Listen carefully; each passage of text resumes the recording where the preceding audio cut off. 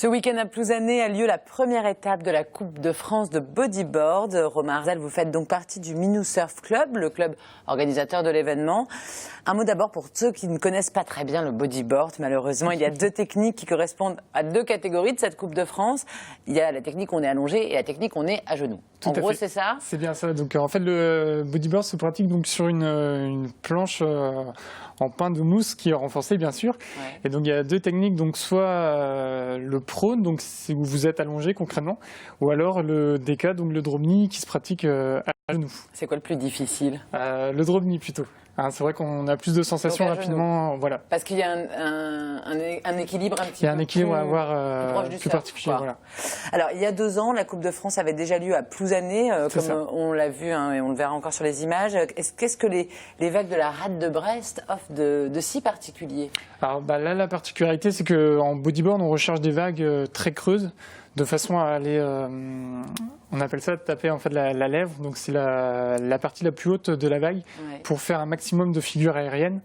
Après, en compétition, en fait, elles sont notées de 0 à 10 tout au long de la compétition. D'accord. Mais ces vagues-là sont typiques du Nord Finistère ou c'est vrai que les vagues bretonnes, notamment dans le Nord Finistère, sont riches de vagues creuses. Ouais. On trouve plus des vagues de riffs, donc c'est des vagues qui se forment sur des récifs et qu'on ne retrouvera pas forcément dans les Landes, où là on aura plus des vagues de sable en fait.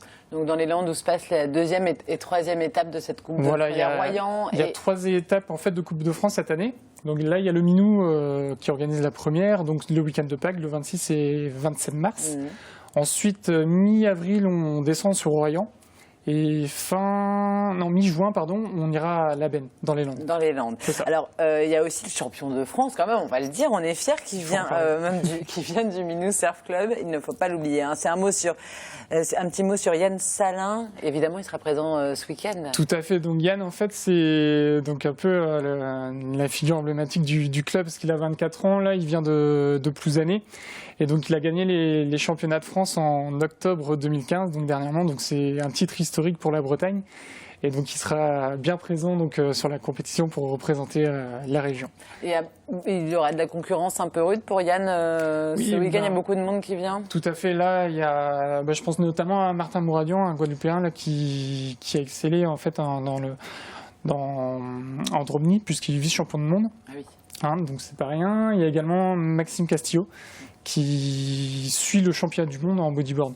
Donc il y aura de la concurrence rude. Il faut qu'il soit en forme, Yann Salin, pour le 26. C'est vrai qu'il y a les félins du Minou Surf Club là, qui sont présents. Je pense à Stevie Baron, qui est vice-champion de Bretagne, et à Titouan Alamani, Kevin Larouer également, qui ont été titrés au championnat de France dernièrement. Donc combien de concurrents en tout ? En tout, il y a 54 compétiteurs. Qu'est-ce que vous prévoyez ce week-end ? Parce que vous attendez des vagues creuses, mais si c'est calme plat cette semaine, même si on l'a vu dans l'instant Tévenec, il y a de la houle un peu résiduelle. C'est vrai, là c'est assez calme là, en début de semaine, mais justement on a de la chance là. Normalement il y aura du spectacle, puisqu'il y a une grosse dépression qui arrive justement ce week-end. D'accord, mais merci de nous prévoir un week-end de pluie. Voilà. Un week-end prolongé un peu. Vous voyez là, c'est les dernières. En tout cas pour vous, ce sera un beau spectacle, même s'il ne fera pas forcément très beau pour les balades. Un beau spectacle à découvrir à Plouzané, donc c'est 26 et 27 mars. Il y a un village, tout ça, de quoi se restaurer. Donc voilà, vous retrouvez toutes les infos via notre site web www.tbo.bzh. Merci beaucoup.